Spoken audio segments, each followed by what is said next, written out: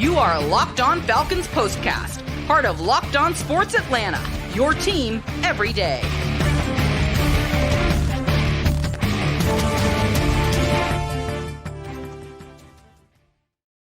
Welcome back to another Locked On Falcons, Locked On Sports Atlanta postcast with myself, your very humble host, Aaron Freeman of Locked On Falcons, joined as always by Jarvis Davis of Locked On Sports Atlanta, live at Mercedes Benz Stadium immediately after the Falcons 24-10 win over the Carolina Panthers in week one. Jarvis, as I've been saying all summer long, Jarvis, it ain't how you start, it's how you finish.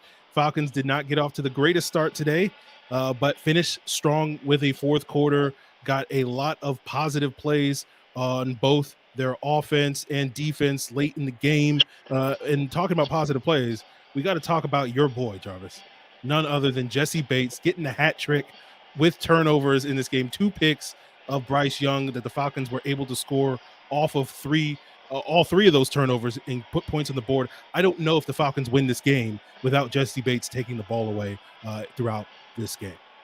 Absolutely, man. Because when you think about like the all-pro player that he once was, right, and he actually showed that today, and that was one of the things, like I said, coming into this, we talked about it. I was like, yeah, I want to eat pro because I want to see him be the all-pro player that he was signed to be. You pay $16 million a year.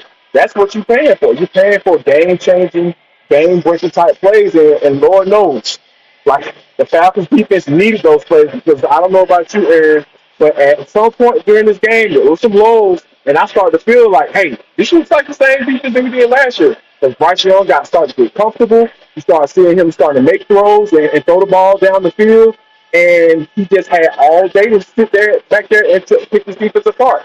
So I think that when you talk about timely turnovers and getting more turnovers, that makes the difference. Because even if you haven't gotten your pass rush like you needed to be, I think that for Jessie Bates to do what he did today, like you said, the Falcons don't win this game unless Freeman is on the field. Yeah, absolutely. So we will be sending some hot sauce for Jarvis to eat that crow with. Yes, absolutely. We'll also be sending him a Bijan mustard, right? You know, that because Mr. Robinson, as they call him, Mr. Walk on Water, had a very impressive day alongside Tyler Algier. If you thought Bijan was going to get all the touches, no.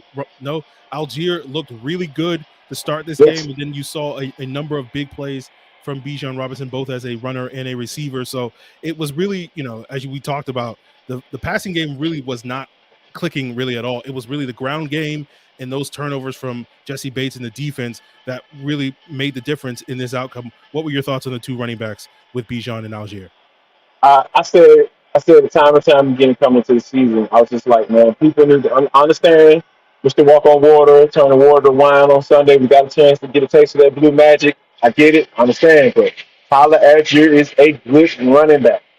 Arthur Smith wasn't going to forget the guy that kind of got him to this spot, right? To be able to say, hey, you can get an embarrassment of riches at the running back position by adding a guy as dynamic as Bijan Robinson. That's okay. He had to start somewhere. The start was Tyler Algier. So for him to do what he did today, I'm not surprised at all. Like a lot of times I was talking to some people that up here in the press box and just saying like, hey, that was a Bijan Robinson type run. Like, yeah. That run for the they got into the end zone where he bounced it outside. Yeah, that was a Tyler Algier type run. The dude is a battering ram. He's hard to bring down. And if you give him just a slither of space, he's going to get up in there, man. He has a nice burst as well. So, yeah, to see those guys working like they did. Now, you mentioned the passing game. That is a concern. Like, it took some time for them to get right, and I'm really glad that Desmond Ridder was able to connect with Kyle Pitts because that's something that I know coming into the season, Tamika and I talked about, I know you talked about it as well, like that connection between 9 and 8. Like, that has to continue to, develop. And it was almost as if the first half was all kind of reminds you of preseason, didn't it, Aaron? I wondered when you would bring that up, Jarvis. Yeah, if you were pushing they needed more reps in the preseason, then, you can sing high on the mountain today because they did. I got the crow, but I'm gonna drink my juice too. I'm gonna drink my juice too. Yeah, I mean, I mean, Jarvis, I don't know how you felt about watching the game, but it felt like after the first two series where the Falcons, I think, kind of went they didn't go 3-and-out in the second series because Algier was cooking. But the passing game did nothing on the first couple of drop backs, and it basically looked like rewinding the clock to back what we talked about all of these postcasts last year, where it was basically with Mariota, it was like, we ain't throwing the football no more. And Arthur Smith, basically until maybe the very end of the third quarter, was basically like, I am not putting Desmond Ridder in any position where he has to go out there on a 3rd and long and make a throw. We're just going to run the football. We're going to play the field position game. Shout out to Bradley Pinion, because you were out there balling today, helping us with. We finally got together. Yeah, he scared me for a little bit though. You know, and it didn't. But we did see Desmond Ridder make the one throw that he needed to make in this game to that Kyle Pitts, that 35-yard strike, where it wasn't even a perfect ball, but Pitts played it perfectly, made a game a chance to catch the ball, right? Yeah. That's all you need.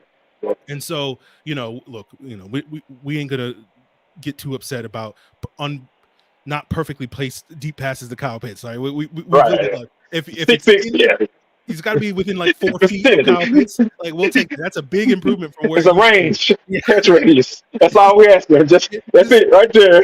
You know, like, so a certain other person was overthrown by like 10 feet. It's like, okay, you can get into under 5. Kyle Pitts can go get the football, and Kyle Pitts went and got the football, and that set up that second touchdown for Tyler Algier. So, you know, it was a rough start for Ridder.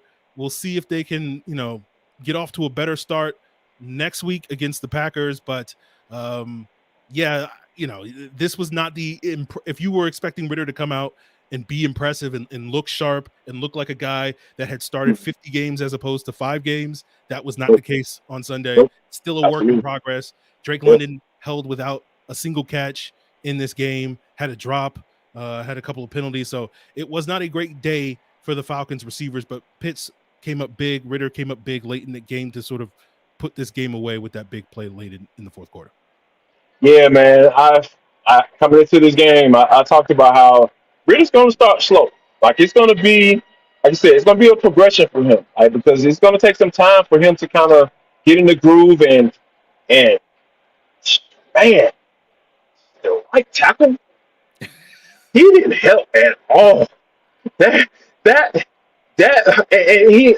Jake even got a little taste too of Mr. Burns, the grumpy man from The Simpsons. Like, he got a taste of that. He got all of that. Yes, and Mr. Brown too. Mr. Brown was moving some guys around too. So yeah, I don't want to make I want to be quick to jump to judgment on 76, but like, it's, you only can hide them so much. And if you're talking about progression, throwing the ball down the field, yeah, if you're having success running the football, yeah, you're gonna give it a little leeway, right, with the play action. You're gonna get a little bit more extra time, maybe a second or so, a half a second or so. But like, that dude has to play better than that. Like, he has to play better than that. And I'm at the point now where, is this all we're gonna see? Like, more than likely, this is kind of it. But there's gonna be some fine tunes here. But I don't see Arthur Smith like basically catering his offense and always having a tight end on the side and running back over there to go chip and stuff like that. I don't see Arthur Smith doing this. So 76 is gonna have to get it together, because you can't have your second year quarterback under siege like that, because Zero was just there consistently.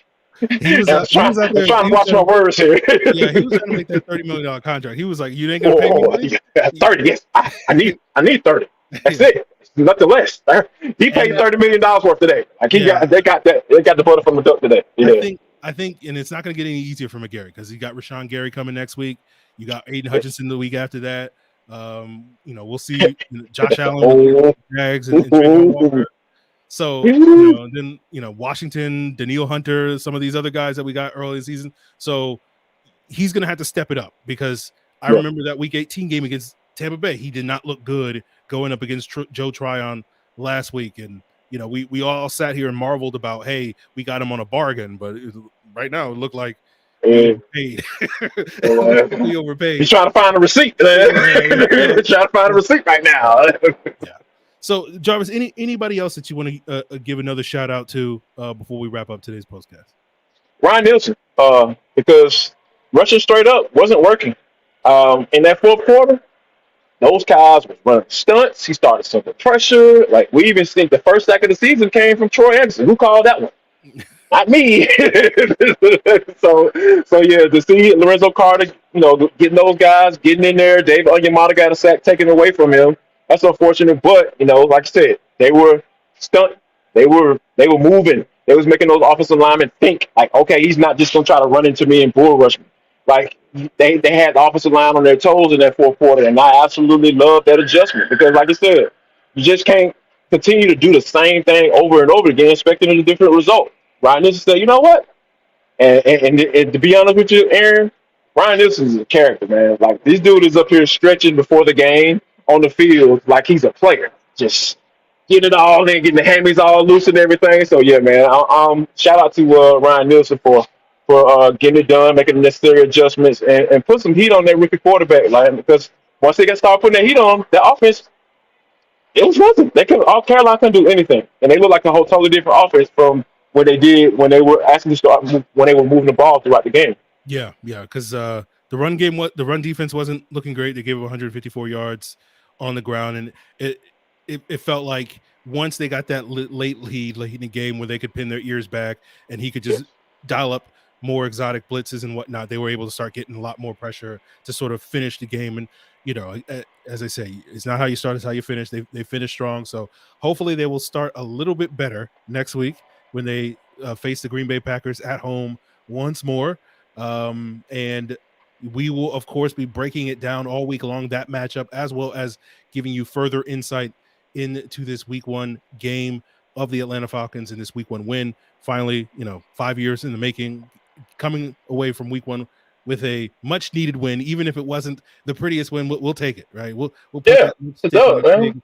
And we will, give it a peck on the cheek. I don't know. Guys. Anyway, right? By Wednesday, we'll be really killing them by that time. And hopefully they can get it turned around. Like, all right, here's how I'm going to fix this. Yeah. So make sure you continue to check out Locked On Falcons all week long. Check out Locked On Sports Atlanta, all the great shows there, as well as, check out Locked On Bulldogs, Locked On Braves, as well as part of the Locked On Sports Atlanta. And, the Hawks got things coming for us down the pipe as well. So that will be your place for that.